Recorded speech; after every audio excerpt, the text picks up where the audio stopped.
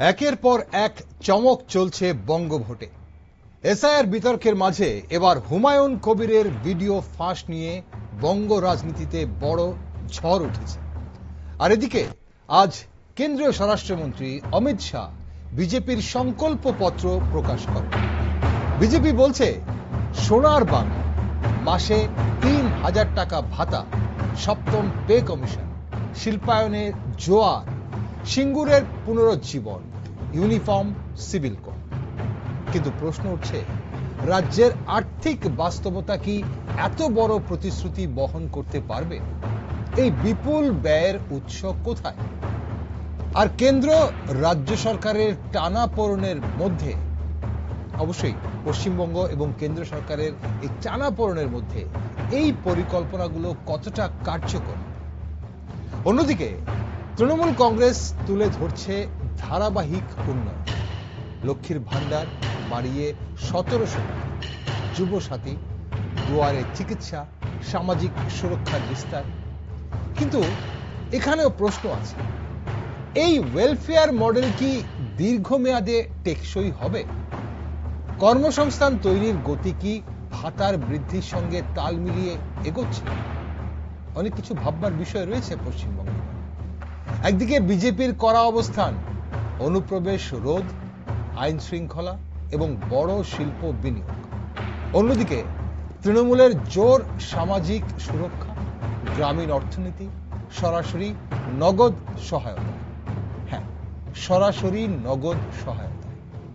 কিন্তু বাংলার যুবক কি ভাতা চায় না চাকরি চায়? কৃষক কি অনুদান চায় নাকি ন্যায্য দাম আর বাজার চায়? ৩০,০০০ কোটি টাকার কৃষি বাজেট, সংখ্যাটা কত বড়, কিন্তু বাস্তবে ফল কোথায়? আবার দুয়ারে চিকিৎসা, মানুষের দরজায় স্বাস্থ্য পরিষেবা, কিন্তু স্বাস্থ্য ব্যবস্থার ভিত কতটা মজবুত? ভোটের আগে প্রতিশ্রুতির বন্যা, কিন্তু প্রশ্ন একটা, কে বলছে বাস্তবের কথা আর কে স্বপ্ন বিক্রি করছে? তাই পশ্চিমবঙ্গে ভোটের আগে এখন প্রশ্ন হচ্ছে যে কে মানুষের ভবিষ্যৎ গড়ার রূপরেখা দিচ্ছে আর কে তাৎক্ষণিক স্বস্তির প্রতিশ্রুতি দিচ্ছে? কার হিসেব মিলছে আর কারটা শুধুই নির্বাচনী অঙ্ক? বাংলার ভোটার কি আবেগে সিদ্ধান্ত নেবে না হিসেব কষে? নমস্কার, আমি দীপেন আর আপনারা দেখছেন নিউজ ভ্যানগার্ড। কার নির্বাচনী ইস্তেহার বাংলার গণদেবতার উপর প্রভাব ফেলছে বেশি বা ফেলবে বেশি, তা নিয়ে একটি গুরুত্বপূর্ণ টক শোতে আজ এই মুহূর্তে আমার সাথে পশ্চিমবঙ্গ থেকে জুড়ে গেছেন বিশিষ্ট সাংবাদিক অঞ্জন শুকল। স্বাগত অঞ্জন বাবু আপনাকে অনুষ্ঠানে। দর্শক বন্ধুরা, আপনাদের জানিয়ে রাখি যে অঞ্জন বাবু জুড়ে গেছেন, এছাড়াও আরো বিশিষ্ট অতিথিরা আমাদের সঙ্গে জুড়ে যাবার কথা রয়েছে আজ। ওনারা জুড়ে গেলেই অবশ্যই ওনাদের সঙ্গে আপনাদের পরিচয় করাবো। আজ আমরা যে বিষয়টা পশ্চিমবঙ্গের নির্বাচন নিয়ে দেখার চেষ্টা করব সেটা হচ্ছে যে বিভিন্ন রাজনৈতিক দলের যে ইস্তেহার তা কতটা প্রভাব ফেলছে মানুষের মধ্যে। অঞ্জনবাবু, এই যে নির্বাচনে ভোটাররা কি বেশি গুরুত্ব দিচ্ছেন আদর্শ নীতিকে নাকি সরাসরি আর্থিক সুবিধাকে গুরুত্ব দিচ্ছেন? শেষ পর্যন্ত বাংলার ভোটাররা কি স্বল্পমেয়াদী আর্থিক স্বস্তি বেছে নিচ্ছেন নাকি দীর্ঘমেয়াদী অর্থনৈতিক ও প্রাতিষ্ঠানিক স্থিতিশীলতার দিকে ঝুঁকবেন বলে মনে করেন?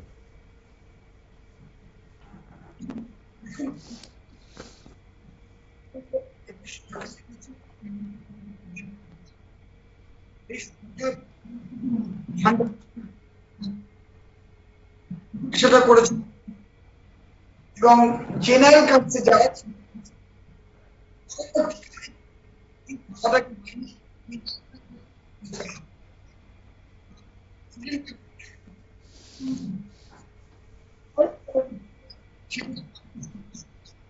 না, অঞ্জনবাবুর কথা স্টুডিও অব্দি আসছে না। অঞ্জনবাবু, আপনি যদি আমাকে শুনে থাকেন, আমি অবশ্যই পিসিআর এর দৃষ্টি আকর্ষণ করব। আপনাকে আমি শুনতে পাচ্ছি না। আসলে আমরা যে বিষয়টা নিয়ে আমরা একটু সময় চেয়ে নিচ্ছি অঞ্জনবাবু আপনার কাছে। ওকে, যে বিষয়টা নিয়ে আজ আমরা কথা বলার চেষ্টা করছি, আমরা দেখলাম যে আজ বিজেপি সংকল্পপত্র প্রকাশ করেছে। কেন্দ্রীয় স্বরাষ্ট্রমন্ত্রী অমিত শাহ জি এই করেছেন, এই সংকল্পপত্র প্রকাশ করেছেন। এবং পাশাপাশি এই মুহূর্তে আমাদের সঙ্গে জুড়ে গেছেন আমাদের আজকের আরো একজন অতিথি। দর্শক বন্ধুরা যারা সঙ্গে রয়েছেন আপনাদের জানিয়ে রাখি, আজ আমাদের সঙ্গে বিশিষ্ট আইনজীবী সৈয়দ চন্দন হোসেনও জুড়ে গেছেন। চন্দন সাহেব, আপনাকে স্বাগত অনুষ্ঠানে। নমস্কার। নমস্কার। আমি আসবো আপনার কাছে, কিন্তু তার আগে আমরা আজ নির্বাচনী ইস্তিহার কতটা প্রভাব ফেলছে বা ফেলবে বাংলার গণদেবতার উপর, সেই বিষয় নিয়ে আমরা আজ একটু আলোচনা চাইবো আপনাদের। কিন্তু অঞ্জনবাবু আমাদের সঙ্গে রয়েছেন। অঞ্জনবাবু রয়েছেন, অঞ্জনবাবুর কাছে আমি প্রথমে যাচ্ছিলাম। অঞ্জনবাবু, আপনি শুনতে পাচ্ছেন আমাকে? হ্যাঁ অঞ্জনবাবু, এই মুহূর্তে আপনি শুনতে পাচ্ছেন আমাকে? হ্যাঁ অঞ্জনবাবু বলুন, আপনাকে আরেকবার শোনার চেষ্টা করবো আমরা।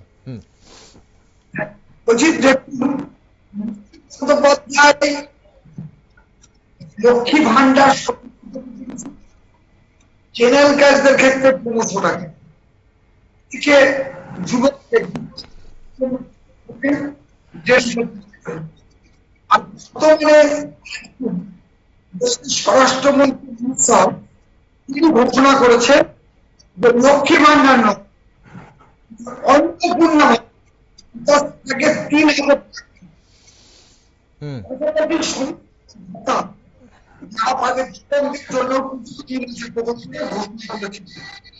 এখন প্রশ্ন হলো যে এই মুখ্যমন্ত্রী মমতা বন্দ্যোপাধ্যায় আর স্বরাষ্ট্রমন্ত্রী অমিত শাহের মধ্যে কিন্তু দুটো পার্থক্য রয়েছে।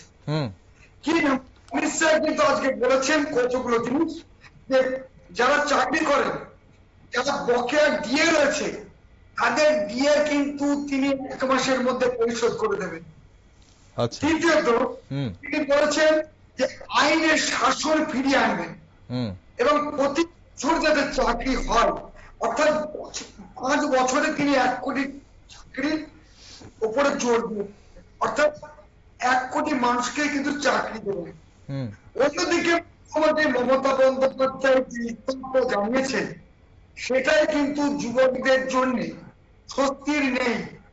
কারণ তিনি কোথাও বলেননি যে আমি 1 বছর এতজনকে চাকরি দিব, এসএসসি বা অন্য ধরনের কোন চাকরি ব্যবস্থা করতে পারবেন বা কলকারখানা তৈরি করতে হবে, যাতে রাজ্যে যে সমস্ত যুবকরা রয়েছে, অপরিযায়ী শ্রমিকরা আছে, তারা বাইরে কাজে না যায়, সেই জন্য তার কিন্তু পরিকল্পনা নেই। এক্ষেত্রে মাস্টার নিয়েছে আমি স্বরাষ্ট্রমন্ত্রী অমিত শাহ, তিনি যে আজকে এটা করেছেন, এইটা কিন্তু এখন তৃণমূলের ক্ষেত্রে হতে পারে। কারণ আমি কিছুক্ষণ আগে এই নিয়ে বিভিন্ন জায়গায় কিন্তু আলাপ করছিলাম, বলছেন 1500 টাকা করে লক্ষ্মীর ভান্ডার, সেই ভান্ডারটা যদি আমরা 3000 টাকা করে পাই, আর কেন্দ্রের স্বরাষ্ট্রমন্ত্রী বলছেন তার প্রতি কিন্তু অগাধ বিশ্বাস রয়েছে। কিরকম না, কেন্দ্রের স্বরাষ্ট্রমন্ত্রী বলেছিলেন যে সমস্ত মানুষ যারা অনুপ্রবেশকারী, তারা যদি সিএর মাধ্যমে ফর্ম ফিল আপ করেন, তাদের নাগরিকত্ব দেওয়া হবে। যারা যারা ফর্ম ফিল আপ করেছেন তারা কিন্তু নাগরিকত্ব অনেকেই পেয়েছে, সবাই পেয়েছে, কিন্তু মমতা বন্দ্যোপাধ্যায় বলেছিলেন যে আমি এসআর হতে দেব না এবং সিএ কোনো কাজ করতে দেব না। তার কথা শুনে যারা সিএতে আবেদন করেনি, তারা কিন্তু এখন পস্তাচ্ছে। সেই জন্য স্বরাষ্ট্রমন্ত্রীর যে ইস্তাহারটা আজকে প্রকাশ করেছেন, এটা কিন্তু যুবক সমাজের কাছেও কিন্তু একটা বড় বার্তা, কারণ এর কর্মসংস্থানের ব্যাপার রয়েছে। যুবকরা বলছে দেখুন প্রত্যেক মাসে 3000 টাকা করে ভাতা পান। ওকে, আমি অঞ্জনবাবু আপনার কাছে আসবো। আমরা 3000 টাকার ভাতা, আপনি বলছেন বেকারদের 3000 টাকা ভাতা এবং মহিলা কল্যাণে 3000 টাকার ভাতা বিজেপির ইস্তেহারে আজ যা প্রকাশ পেল, কতটা প্রভাবিত করছে বা করবে গণদেবতাদের? চন্দ্রবাবু রয়েছেন আমাদের সঙ্গে। চন্দ্র সাহেব, আপনার কি মনে হয় এই যে বিভিন্ন যে ইস্তেহার, বিভিন্ন রাজনৈতিক দলের ইস্তেহার নিয়ে আমরা কথা বলছিলাম, এখন আর্থিক সুবিধার রাজনীতি কি দীর্ঘমেয়াদে বাংলার চিরাচরিত যে আদর্শবাদী রাজনীতি বা গণতান্ত্রিক নীতি নৈতিকতার গুরুত্ব কমিয়ে দিচ্ছে? এই যে আজকের যে ইস্তেহার প্রকাশ হলো, এবং আমরা শাসক দলের, পশ্চিমবঙ্গ শাসক দলের যে ইস্তেহার আমরা দেখেছি, সেখানে এই যে ভাতাকে গুরুত্ব দেওয়া হচ্ছে, সেটাকে কিভাবে দেখছেন? না, এটা হচ্ছে প্রলোভনের রাজনীতি, এটা আর কিছুই না, এটা প্রলোভনের রাজনীতি। উনি বলছেন একটা দেব, উনি বলছেন আরেকটা দেব, ইত্যাদি ইত্যাদি। এর মধ্যে কোনো নীতি নৈতিকতার কোনো প্রশ্নই নেই। সবচেয়ে বড় কথা যে আজকে স্বরাষ্ট্রমন্ত্রী, কেন্দ্রীয় স্বরাষ্ট্রমন্ত্রী একটা কথা বললেন, তাহলে পরিষ্কার বুঝতে হবে যে কেন্দ্রে উনি যখন এসেছিলেন 15 বছর 2014 সাল থেকে, উনি কেন্দ্রে বসে কি করেছেন? উনি যা টাকা দেবেন বলেছিলেন, সবার অ্যাকাউন্টে ঢুকে যাওয়ার কথা ছিল, ইত্যাদি ইত্যাদি ওনাদের ইস্তাহারে ছিল। তো এই ইস্তাহারগুলোর কথা আমি যেটা মূল বলতে চাইছি সেটা হচ্ছে এগুলো জাস্ট এই ভোটের আগে একটা আইওয়াস মতো তৈরি করে, এর বেশি কিছুই না। এর প্রভাব যে খুব বেশি কিছু থাকবে এটা আমি মনে করি না। কিন্তু মূল যে বিষয়টা সেটা হলো এই যে সিএ এর কথা বললেন না, নাগরিকত্বের আবেদন করুন ইত্যাদি ইত্যাদি, বিষয়টা হচ্ছে যেটা যে প্রচুর মানুষকে এসআইআর এর মাধ্যমে তাদের দাসত্বের দিকে পাঠিয়ে দেওয়া হলো। তাদের বলা হচ্ছে যে তারা দেশে রইল, তাদের নাগরিকত্বের ডাইরেক্ট মানে সরাসরি কোনো প্রশ্ন উঠলো না তাদের নাগরিকত্বের উপর, কিন্তু তাদের রাষ্ট্র পরিচালন ব্যবস্থায় কোন রকম অংশগ্রহণ থেকে তাদের বিরত করে দেওয়া হলো।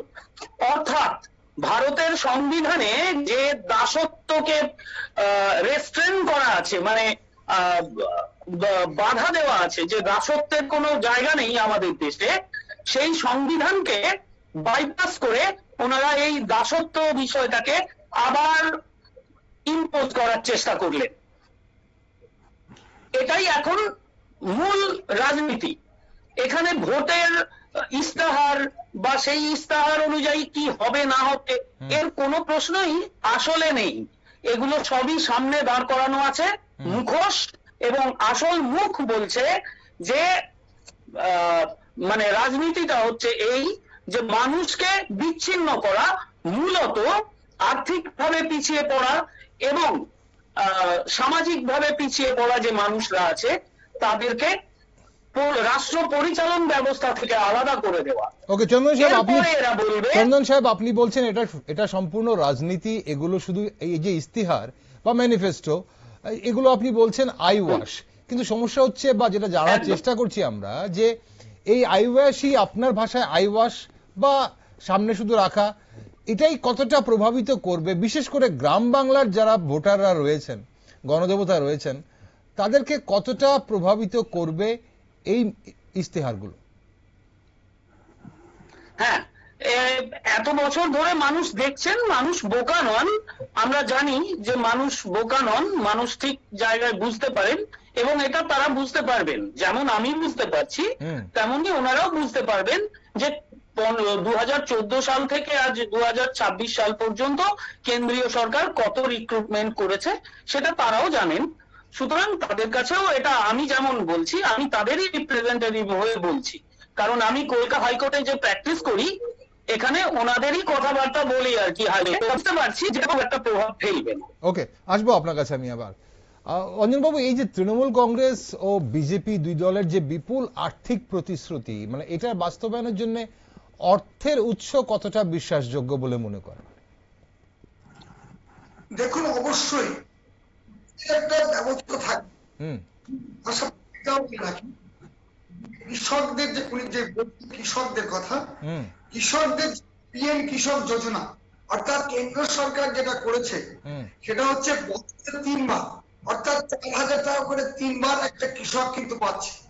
অন্যদিকে রাজ্য সরকার অর্থাৎ মুখ্যমন্ত্রী প্রতি মানে 3 মাস অন্তর কিন্তু 1,000 টাকা করে দিচ্ছে। এক্ষেত্রে কৃষকরা কিন্তু অনেকটাই দিল্লি সরকারের কিন্তু ওপরে কিন্তু বিশ্বাস।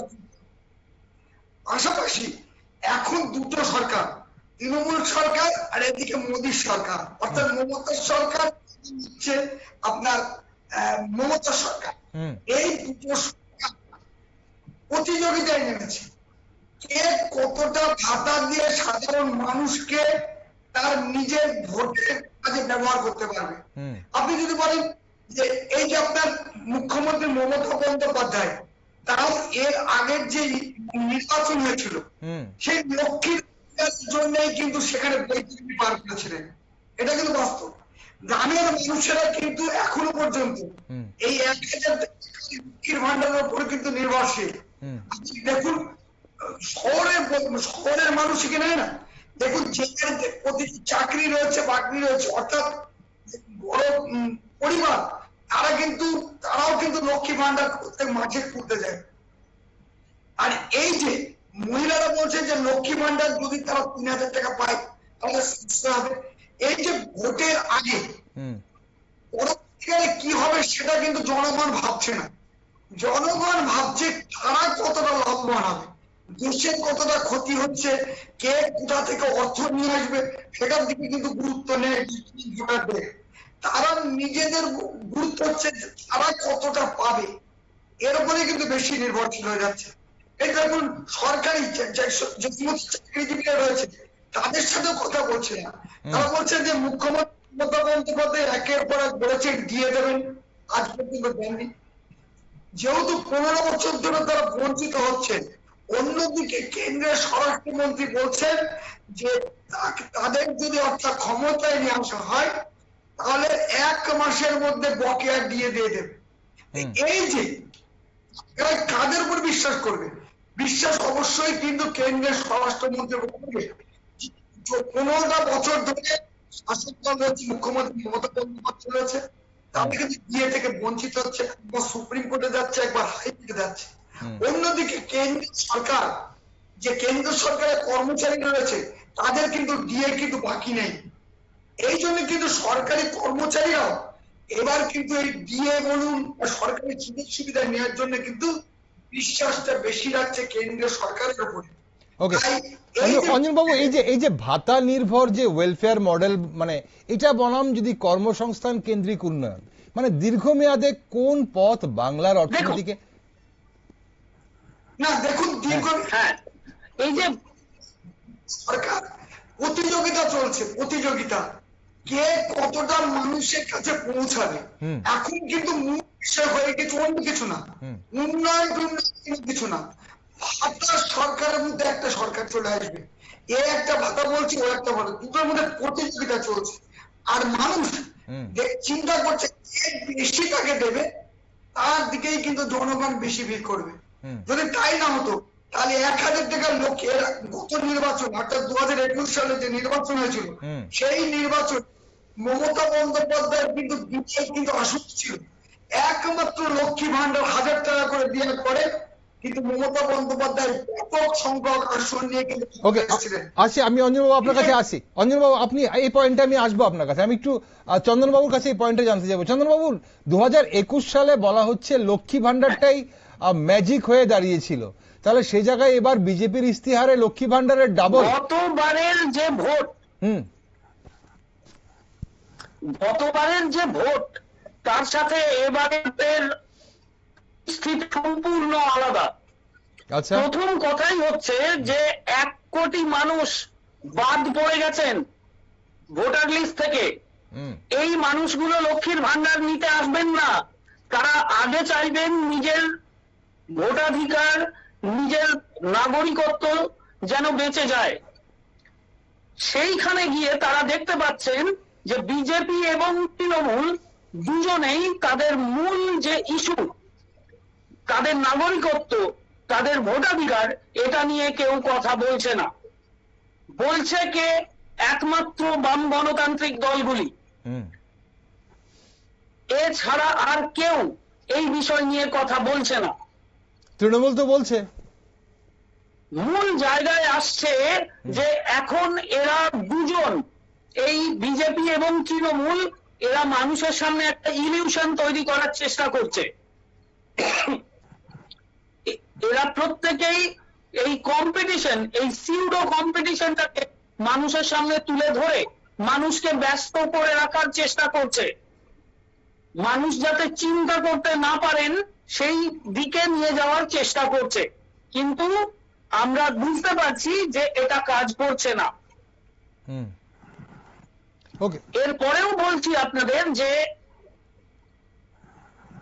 মানুষ কিন্তু তৃতীয় পক্ষের দিকেই যাওয়ার চেষ্টা করেন, যে কারণেই আমি আগের বারেও আপনাদের বলেছিলাম যে একটা ভাঙ হওয়ার সম্ভাবনা তৈরি হচ্ছে। একটা বেশি সংখ্যক মানুষ চেষ্টা করছেন যে তাদের তাদের কথাটা যেন রাষ্ট্র পরিচালন ব্যবস্থায় সরাসরি প্রভাব ফেলতে পারে। তারা ভোট দেবেন বাম গণতান্ত্রিক দলের পক্ষেই। ওকে, চন্দনবাবু, আমরা যেটা শুনতে পাচ্ছি এমন অভিযোগ বা যারা গণদেবতা তাদের মধ্যে এই জল্পনাগুলো চলছে যে বামকে কেন আবার বাম আমলের যেই সন্ত্রাসের কথা, বাম আমলের সেই মাফিয়া রাজের কথা এখনো মানুষ ভুলতে পারেনি, এটা বলা হচ্ছে। এটাকে কতটা গুরুত্ব দিচ্ছেন আপনারা, বিশেষজ্ঞরা কতটা গুরুত্ব দিচ্ছেন? একদম দিচ্ছি না। কারণ যে সন্ত্রাস মানুষ আজ দেখছে সেই সন্ত্রাসের সাথে আগের কথা চিন্তা করে লোকে ভাবছে ওটা তো কিছুই ছিল না। এরকম, যদিও আমরা সেটাকে খুব একটা গুরুত্ব দিচ্ছি না। এখন নতুন প্রজন্ম যেভাবে এগিয়ে এসেছে তারা কিন্তু এই বিষয়টা যথেষ্ট সঠিকভাবে হ্যান্ডেল করছে বলা উচিত। আমি আপনাকে এটা অ্যাসিওর করতে পারি যে মানুষ কিন্তু এটা বুঝতে পারছে যে তখন যা হয়েছিল এটা ঘটনা, যে আমাকে স্বীকার করতে হবে যে সবটা ঠিক হয়নি। 34 বছরের যে শাসন ছিল তার যে অ্যান্টি ইনকামবেন্সি যে সিচুয়েশন গুলো তৈরি হয় বা যে পরিস্থিতি তৈরি হয় সেগুলো তৈরি হয়েছিল। তাই সরকার থেকে বাম গণতান্ত্রিক দলগুলো সরে যেতে বাধ্য হয়, সরে যায়। ঠিকই আছে, কিন্তু এর পরে যে পরিস্থিতি তৈরি হলো তাতে মানুষ দেখতে পাচ্ছে যে ভালো হবে ভেবে তারা ভোটটা দিয়েছিল, হয়ে গেল খারাপ। এত খারাপ যে ফিরে যাওয়ার আর জায়গাই পাওয়া যাচ্ছে না। কিন্তু সেটা কতবার? এই অবস্থায় দাঁড়িয়ে চন্দনবাবু, পরপর তিনবার মানুষ ভুল করেছে তাহলে আপনাদের কথা অনুযায়ী 2011 পর আরো দুবার মানুষ ভোট দিয়েছে মোটামুটি ভাবে তাই। আচ্ছা, হ্যাঁ, 2011 পর আরো দুবার মানুষ ভোট দিয়েছে বিভিন্ন ইস্যুতে। সেখানে আমাকে স্বীকার করে নিতে হবে বাম গণতান্ত্রিক প্রচার যে ব্যবস্থা ছিল আর কি, সংগঠন তৈরি করা, মানুষের মধ্যে কাজ করা, সেগুলো যথাযথভাবে করা যায়নি। এখন যা পরিস্থিতি সেখানে কিন্তু বাম গণতান্ত্রিক দলগুলির যে জোট, মানে পুরোটা জোটের মধ্যে দেখা না গেলে যা দেখা যাচ্ছে তাতে বাম এবং বাম সমর্থিত দলেরা যথেষ্ট ভালো ফল করবে। ওকে চন্দনবাবু, আমি একটা জিনিস আপনাকে জানতে চাইবো। আপনারা বলছেন যে কর্মসংস্থানের প্রশ্ন আপনারাই সবচেয়ে বেশি তুলছেন, মানে বাম, বিশেষ করে বাম দলগুলো বেশি তুলছে। এখন এই যে কর্মসংস্থানের প্রশ্নে ভাতা দেওয়ার বনাম চাকরি সৃষ্টি, বাংলার ভোটারদের কাছে কোনটা বেশি প্রভাব ফেলছে বলে আপনারা দেখছেন এবং মনে করেন? কারণ আমাদের স্টাডিতে আমরা দেখছি যে ভাতা বেশি প্রভাব ফেলছে। আপনারা কি মনে করেন? না, আমাদের স্টাডিটা তো আবার ওপর থেকে হয় না। আমাদের স্টাডি হয় 1:1, মানে আমাদের গ্রাম থেকে আসা মানুষেরা আমাদের বলেন।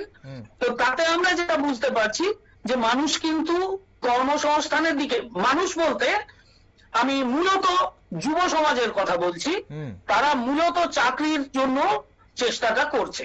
কারণ পড়াশোনার সুযোগটা বেড়েছে, আগের থেকে অনেক বেশি বেড়েছে। তারা ডিগ্রি পাচ্ছে, কিন্তু সেই ডিগ্রি নেওয়ার পরে তারা বুঝতে পারছে না যে তারা কোথায় যাবে। এই দিশাটা দেখাতে পারছে একমাত্র বাম গণতান্ত্রিক দলগুলি, এছাড়া আর কেউই এই দিশা দেখাচ্ছে না। ওকে, আমি আসবো আপনার কাছে অঞ্জনবাবু। এই জিনিসটি, হ্যাঁ আসবো আপনার কাছে চন্দনবাবু। অঞ্জনবাবু, এই যে কোন রাজনৈতিক দল কি বর্তমানে বাংলার মাটিতে ভাতা বন্ধ করে কেবল শিল্প ও চাকুরির প্রতিশ্রুতি দিয়ে নির্বাচনে জেতার ঝুঁকি নিতে পারবে? মানে এটা কি সম্ভব এই মুহূর্তে, মানে বাংলার জনগণ যেভাবে যা চিন্তা করছে বলে মনে করেন বা দেখছেন? না, কখনোই। সে একটা লোভ হয়ে গেছে, লোভ ধরিয়ে দিয়েছে, ওকে নেশা ধরিয়ে দিয়েছে। এখন এই যে উনি বলছেন না যে বামফ্রন্টের কিন্তু পশ্চিমবঙ্গে আপাতত কোনো অস্তিত্ব নেই। দেখবেন নির্বাচনে কাজ করেছিল, করেন টাটা, কখনো বুদ্ধদেব ভট্টাচার্য মুখ্যমন্ত্রী ছিলেন, তিনি তো জোর করে মমতা বন্দ্যোপাধ্যায় ধর্ণা মঞ্চ থেকে উঠে তুলে দিতে পারতেন, যে কারখানাতে রাখতে পারতেন, তাহলে তো কর্মসংস্থান হতো। তখন কিন্তু সেটা করেনি। আর সেইখান থেকেই কিন্তু বামফ্রন্টের অধঃপতন হয়েছে। আপনাকে বলি, এই কংগ্রেস এই নির্বাচনে কংগ্রেস কিছু আসন পাবে, এটা বাস্তব। আচ্ছা, কারণ সেটা কিসের ভিত্তিতে পাবে? সেটা কিসের ভিত্তিতে? কংগ্রেসের যে সরকার এর আগে ধরুন 100 দিনের সেটা কিন্তু কংগ্রেস সরকার করেছে। আচ্ছা, এটাকে মনমোহন সিং করেছিল। মানুষের এখনো পর্যন্ত গ্রামের মানুষেরা কিন্তু 100 দিনের কাজের উপর কিন্তু ভরসা করে। কিন্তু বর্তমানে যে সরকার রয়েছে, কেন্দ্রীয় সরকার রয়েছে, আমরা জানি রাজ্য সরকার হিসেব না দেওয়ার কারণে সেই 100 দিনের কাজ বন্ধ হয়ে গেছে। কিছু গরিব মানুষ তো খেটে খাওয়া মানুষ তো কাজগুলো পেতে, সেই দিক থেকে কংগ্রেস কিন্তু সেই গ্রামের মানুষদের কাছে কিছুটা মন জয় করতে পারবে। আর এটাও আপনাকে বলি, যে সরকারই আসুক, এখন সিপিএম যতই বামপন্থ সরকার যদি বলে যে আমরা আপনার চাকরি বা কর্মসংস্থানের ব্যবস্থা করবো, কারখানায়, এই কথা কিন্তু জনগণ বিশ্বাস করবে না। কারণ মানুষ এখন হাতে, প্রত্যেকটা মহিলা মনে করছে প্রত্যেক মাস গেলে 1,500 টাকা পেতাম, যদি এখন আপনার কেন্দ্রের সরকার অর্থাৎ বিজেপি সরকার আসে তাহলে 3,000 টাকা পাবো। কিন্তু যদি আপনার সিপিএম অর্থাৎ সরকার আসে তাহলে কিছুই পাবে না। আসবো আমি চন্দনবাবুর কাছে একটু যাবো। চন্দনবাবু, এই যে বলছে ভাতা এখন একটা অপরিহার্য রাজনৈতিক সত্যে পরিণত হয়েছে, সেই জায়গাটা কিভাবে দেখছেন তাহলে?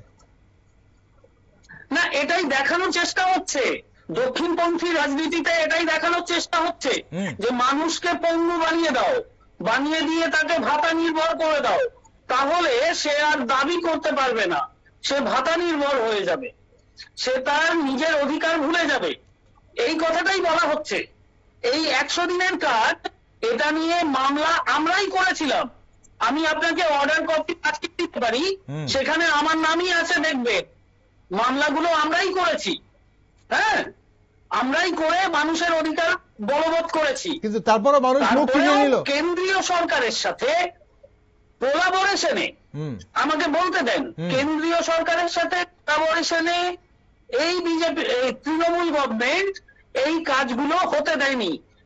মানে কোর্টের অর্ডারকে ফ্রাস্ট্রেট করেছে, কোর্টের অর্ডার বলবৎ হতে দেয়নি। আজকে মানুষ কিন্তু এটা জানে যে কোর্টের অর্ডারকে বলবৎ না করার পেছনে কেন্দ্রীয় সরকারের ভূমিকা যথেষ্ট ছিল। এই কারণেই মানুষ ভাতার ওপর, এই যে আমি বারবার বলছি যে যুব সমাজ চাকরি চাইছে, আমাদের কাছে এসে বারবার বলছে যে চাকরির সুযোগ কোথায় তৈরি হবে। আমরা কিন্তু এই যে কথাটা আবার শুনলাম যে বামফ্রন্ট হচ্ছে পুরো পশ্চিমবঙ্গে নিশ্চিহ্ন। হ্যাঁ, নিশ্চিহ্ন কোথায় বলুন তো? অ্যাসেম্বলি হাউসে বামফ্রন্ট নিশ্চিহ্ন। রাস্তায় নামুন, আপনি শুধু বামফ্রন্টই দেখতে পাবেন, রাস্তায় তৃণমূল বিজেপি দেখতে পাবেন না। রাস্তায় আপনি সিপিএম পাবেন, আরএসপি পাবেন, ফরওয়ার্ড ব্লক পাবেন। চন্দনবাবু, তাহলে এই সমর্থনটা ইভিএম এ যাচ্ছে না কেন? আপনি রামনবমীতে বিজেপিকে পাবেন। না, এই সমর্থনটা, রাস্তার এই সমর্থনটা ইভিএম এ বা ব্যালট বক্সে যাচ্ছে না কেন? ইভিএমটা আসছে না, তার একটা মূল কারণ হচ্ছে ইভিএম হচ্ছে কন্ট্রোল মেশিন, অন্য লোকের হাতে থাকে। ইভিএমটা চালায় অন্য লোকে, এবং ভোট যারা দেয় তাদের সাথে ইভিএম এর যোগাযোগ নেই। তাহলে তো না, এখানে তো তাহলে তো আর কোনো কথাই থাকে না, আর কোনো চর্চাই থাকে না। ইভিএম যদি গোটা দেশে যেভাবে এখন ভোট প্রক্রিয়া চলছে, ইভিএম এ ভোট প্রক্রিয়া হয়, এখন ইভিএম আপনি যেভাবে বলছেন, তাহলে এই অভিযোগের পর তো আর কোনো চর্চাই থাকে না। এখন বিজেপির এই যে সোনার বাংলার ধারণা, সত্যি তাই। ওকে, আমরা ইভিএম এর প্রশ্নে আজকে আর যাব না, আমরা অন্যদিন আলোচনা করব। কিন্তু এই যে বিজেপির সোনার বাংলার ধারণা ও শিল্পায়নের প্রতিশ্রুতি, রাজ্যে বর্তমান শিল্প বাস্তবতা এটা কতটা কার্যকর হতে পারে বলে আপনি মনে করেন? না, একেবারেই না। কারণ বিজেপি শিল্প বিক্রি করতে পারে, তৈরি করতে পারে না। আজকে যদি বিজেপি পশ্চিমবঙ্গে ক্ষমতায় আসে, তাহলে পরিষ্কার কথা, আদানি এসে স্কুলগুলোকে দখল করবে, আদানি স্কুল চালাবে। হ্যাঁ, আম্বানি এসে আরো 4টে শপিং মল দখল করবে। এখানে চাকরি বাকরির কোনো ব্যাপার নেই, এখানে কোনো শিল্প তৈরি হবে না, শিল্প তৈরি হবে অন্য জায়গায়। পশ্চিমবঙ্গের মানুষকে শুধুমাত্র ব্যবহার করা হবে, ভোট দেওয়ার জন্য বা ওই একটুখানি আর কি ইয়ে করার জন্য। পশ্চিমবঙ্গে কিছু তৈরি হবে না। বিজেপি এতদিন সরকারে আছে, পশ্চিমবঙ্গে কি করেছে? যতগুলো প্রজেক্ট যখন যা নেওয়া হয়েছে পশ্চিমবঙ্গে কিন্তু সেইভাবে কিছু করা হয়নি।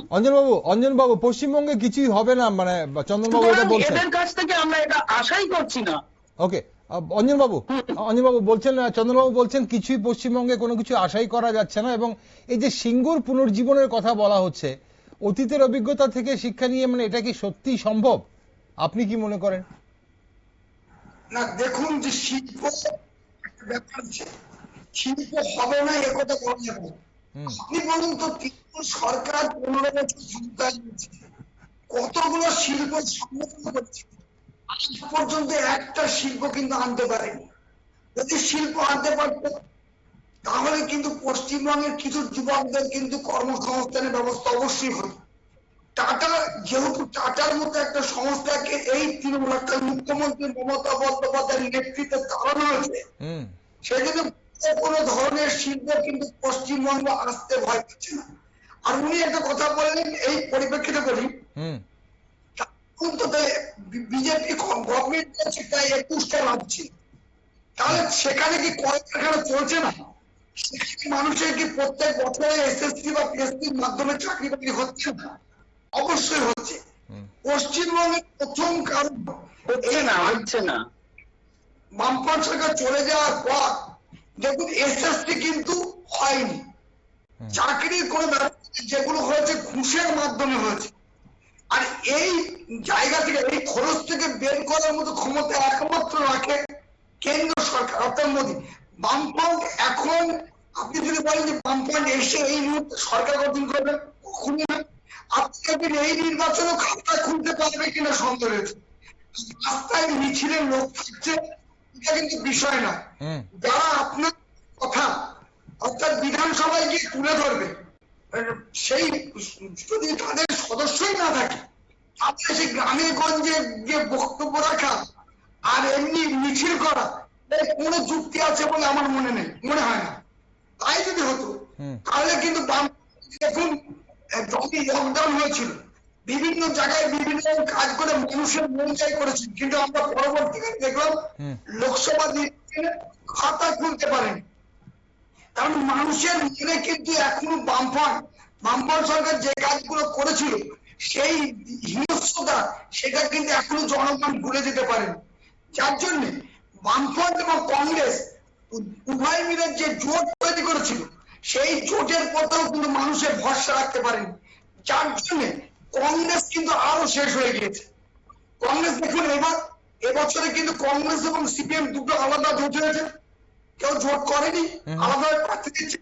আপনি দেখবেন যে কংগ্রেস অনেকগুলি আসন পাবে, কিন্তু সেক্ষেত্রে বামফ্রন্ট মানুষের মনে কিন্তু এখনো সেই ছাপ আনতে পারেনি।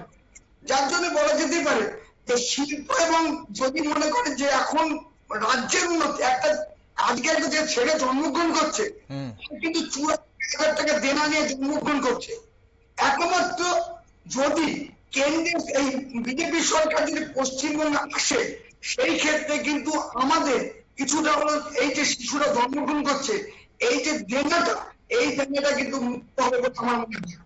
ওকে, তাহলে আপনি বলছেন তাহলে যদি বিজেপি সরকার আসে তাহলে আপনাদের ঋণ মুকুব হবে এবং এটা লাঘব হবে, এই ঋণগুলো, এই দেনাটা আপনাদের লাঘব হবে। ওকে, আর এটা অন্য প্রসঙ্গ, আমি একটু দেখবো কারণ অনুষ্ঠানের সময় ফুরিয়ে যাচ্ছে। চন্দনবাবু, আপনি শুনলেন অভিযোগগুলো, বামফ্রন্টের কোনো প্রতিনিধি অ্যাসেম্বলিতে যায় না। এখন প্রশ্ন হচ্ছে যে এই যে উনি ঋণ মকুবের কথা বলছেন না, হ্যাঁ, আপনি মহারাষ্ট্রে দেখুন কতজন কৃষক আত্মহত্যা করলেন, আপনি ইউপিতে দেখুন কতজন চাকরি পেয়েছেন, কিভাবে চাকরি পেয়েছেন, এই বিষয়গুলো দেখতে হবে। এগুলো বলে দিচ্ছেন উনি যে এতগুলো রাজ্যে বিয়ে করছে। আর একটা বড় কথা, 1 কোটি মানুষকে বাদ দিয়ে আপনি ভোটে যাচ্ছেন, সেই ভোটে জিতে আপনি কি করবেন? পথে আপনি আমাকে দেখতে পাচ্ছেন, এরপর পথেই আগুন জ্বলবে, এই পথের আগুনই আপনাকে পুড়িয়ে ছাই করে দেবে। মানুষ কি জিনিসটা জানতে হবে। ঠিক, তার মানে কি চন্দ্রবাবু, মানুষ কি করবে পদ্ধতিতে আর ভরসা রাখতে পারবে না। চন্দ্রবাবু? চন্দ্রবাবু, মানুষ কি করবে সেটা তো অবশ্যই আমরা দেখব, মানুষ কি করে, জনতা কি করে। এখন আরেকটা ছোট্ট প্রশ্ন, অনুষ্ঠানের সময় ফুরিয়ে গেছে। ইউনিফর্ম সিভিল কোডের কথা বলা হচ্ছে, ইউনিফর্ম সিভিল কোড ইস্যু, এটা কি রাজ্য নির্বাচনে বাস্তব ইস্যু নাকি রাজনৈতিক একটা মেরুকরণের হাতিয়ার বলে মনে করেন আপনি? ইউনিফর্ম সিভিল কোড সবসময়ই কাম্য, ইউনিফর্ম সিভিল কোড সবসময়ই কাম্য। আচ্ছা, এটা নিয়ে কোনো অসুবিধা নেই, কিন্তু ইউনিফর্ম সিভিল কোড এটা আপনি ডগমেটিক ওয়েতে ইম্পোজ করতে পারবেন না। এই জায়গাটি অনেক বেশি সেনসিটিভ, অনেক বেশি স্পর্শকাতর, এটা বুঝতে হবে। যেমন আমাদের পশ্চিমবঙ্গে বা সারা ভারতেই মোটামুটি ভাবে 18 বছর বয়সে একটা মানুষ, মানে একজন ছেলে বা মেয়ে বিয়ে করতে পারে। আপনি নাগাল্যান্ডে চলে যান, সেখানে দেখবেন 11 বছর বয়সের একটি ছেলে বা একটি মেয়েকে মেজর বলে ধরা হয় বিয়ে করার জন্য। এই যে বিষয়গুলো আছে না, এইগুলো বুঝতে হবে। আমাদের দেশ কোনো এক ধরনের মানুষ নিয়ে তৈরি নয়। না, সেই জায়গায় ইউনিফর্ম সিভিল কোডের, সেই জায়গায় ইউনিফর্ম সিভিল কোডের প্রয়োজনীয়তা নিয়ে অনেক প্রশ্ন আছে। ইউনিফর্ম সিভিল কোডের প্রয়োজনীয়তা নিয়ে তর্ক বিতর্ক আছে, কিন্তু এই মুহূর্তে পশ্চিমবঙ্গে যদি ইউনিফর্ম সিভিল কোডের মতো ইস্যু, এটা কি প্রকৃত শাসন প্রশাসনের প্রশ্ন নাকি মানে নির্বাচনী মেরুকরণের কৌশল বলে মনে করেন আপনি?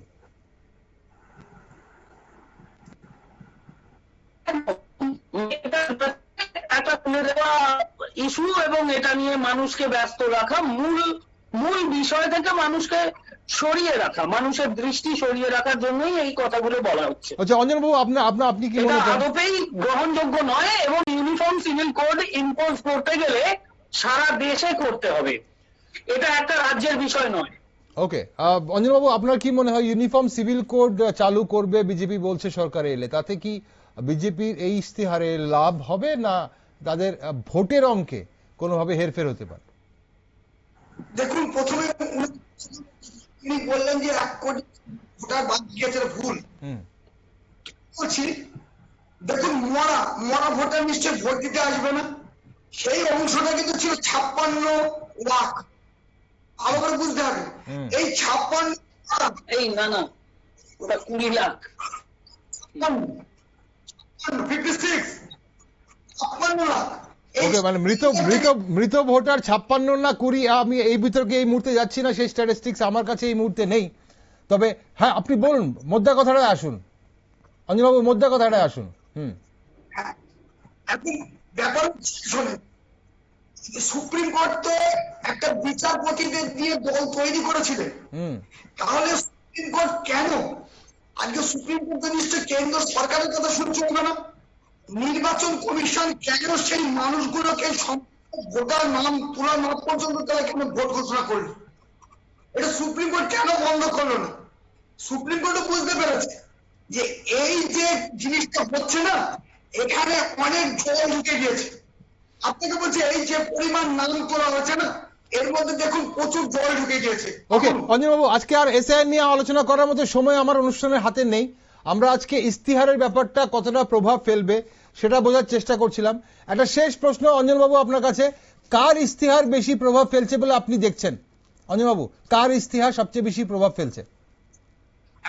দেখুন, গতকাল তৃণমূলের ইস্তিহার বড় আকারে প্রকাশ ছিল, কিন্তু আজ স্বরাষ্ট্রমন্ত্রী অমিত শাহ যে ইস্তিহার প্রকাশ করেছেন, এখন কি ভোটাররা দোলাচলে চলেছে। তাদের একটাই দাবি, যে বেশি তাদের দেবে তাদের দিকেই কিন্তু যে বেশি দেবে তাদের দিকে যাবে। ওকে, চন্দনবাবু, আপনার কি মনে হয়? চন্দনবাবু, আপনার কি মনে হয়?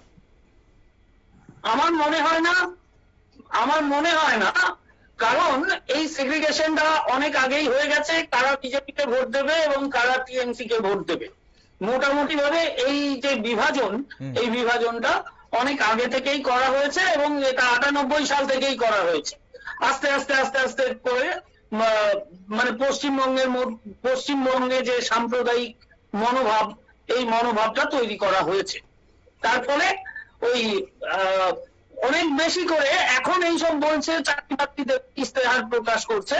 আসলে বিজেপি যেটা করছে সেটা হচ্ছে পাড়ার মোড় করে হনুমান মন্দির ইত্যাদি তৈরি করে দেওয়া, এবং এখন হচ্ছে ওই হনুমান মন্দিরে যে হনুমানের লাফালাফি করবে তাদের জন্য কিছু ভাতার ব্যবস্থা করা, এটাই এখন বিজেপি করছে।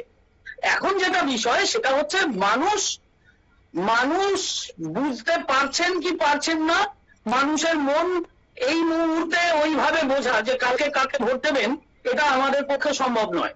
আমরা এইটুকু বলতে পারি যে মানুষ অত্যন্ত সমস্যার মধ্যে আছে। তার মধ্যে একটা বড় সমস্যা হচ্ছে তার বেঁচে থাকা মরে যাওয়া, তার দেশ আছে কি নেই, এই জিনিসটা তার মনের মধ্যে প্রশ্ন তৈরি করেছে যে সে আদৌ কোনো দেশের নাগরিক হতে পারলো কি, নাকি তার জন্ম এখানে হওয়া সত্ত্বেও সে এই দেশের নাগরিক হতেই পারলো না।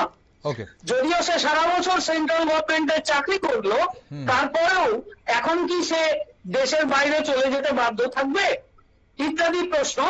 এই প্রশ্নগুলোই। ওকে, অসংখ্য ধন্যবাদ চন্দনবাবু, আপনাকেও অসংখ্য ধন্যবাদ, অঞ্জনবাবু আপনাকেও, আপনাদের দুজনকে ধন্যবাদ। আপনার গুরুত্বপূর্ণ বিষয়টাতে আজ আলোকপাত করলেন এবং আপনারা আলোচনা করলেন। ধন্যবাদ দুজনকে সঙ্গে থাকার জন্য। দর্শক বন্ধুরা, শেষ পর্যন্ত প্রশ্নটা প্রতিশ্রুতির নয়, বাস্তব জীবনের। তৃণমূল কংগ্রেস হোক বা বিজেপি কিংবা বামফ্রন্ট কংগ্রেস, কেউই এড়াতে পারে না মানুষের দৈনন্দিন সমস্যাকে। বেকারত্ব, মূল্যবৃদ্ধি, কৃষকের অনিশ্চয়তা, স্বাস্থ্য ও শিক্ষার মান। মানুষ আজ জানতে চায় কে তাদের সমস্যার স্থায়ী সমাধান দেবে। কে শুধু নির্বাচনের সময় পাশে দাঁড়ায় না, বরং 5 বছর জুড়ে তাদের দায়িত্ব নেবে। তাই এই ভোট শুধু প্রতিশ্রুতির লড়াই নয়, বাস্তব সমস্যার জবাবদিহির পরীক্ষা। ভোটের রায় তাই শুধু রাজনৈতিক নয়, এটা হবে মানুষের নিজের উন্নয়নের পথ বেছে নেওয়ার সিদ্ধান্ত। এই বিতর্কের শেষে ফিরে আসতে হয় একটাই কেন্দ্রীয় প্রশ্নে, মানুষের জীবনে প্রকৃত পরিবর্তন আনবে কোন পথ? তৃণমূল কংগ্রেসের সামাজিক সুরক্ষা হোক বা ভারতীয় জনতা পার্টির উন্নয়ন ও শিল্পায়নের প্রতিশ্রুতি, শেষ কথা বলবে মানুষের বাস্তব অভিজ্ঞতা। উন্নয়ন তখনই তাৎপর্যপূর্ণ, অর্থপূর্ণ যখন তা শুধু ভাতা নয়, সম্মানজনক জীবিকা, মানসম্মত শিক্ষা, সহজলভ্য স্বাস্থ্যসেবা এবং নিরাপদ ভবিষ্যৎ নিশ্চিত করে। ভোটের রায় তাই শুধু রাজনৈতিক নয়, এটি হবে মানুষের নিজের উন্নয়নের পথ বেছে নেওয়ার একটা সিদ্ধান্ত। কি সিদ্ধান্ত নেয় বাংলার মানুষ তা অবশ্যই সময় বলবে। আর আপনার সঙ্গে থাকুন, দেশ দুনিয়া সব নিউজ আপডেট এবং টকশো দেখার জন্য চোখ রাখুন শুধুমাত্র নিউজ ভ্যানগার্ডে।